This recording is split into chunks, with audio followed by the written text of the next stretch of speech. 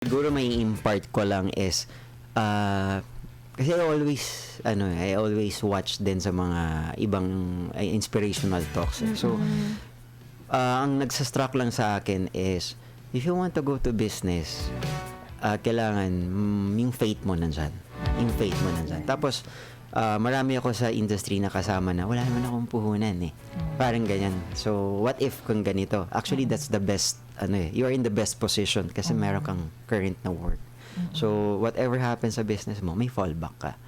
So, yung message ko is, huwag ka matakot, tapos wala kang puhunan, establish mo yung credit line sa bangko.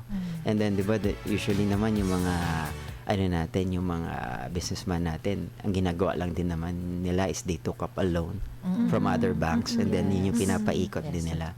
So, yun yung masasuggest ko lang. So, faith, tapos credit line, and then lakas ng loob.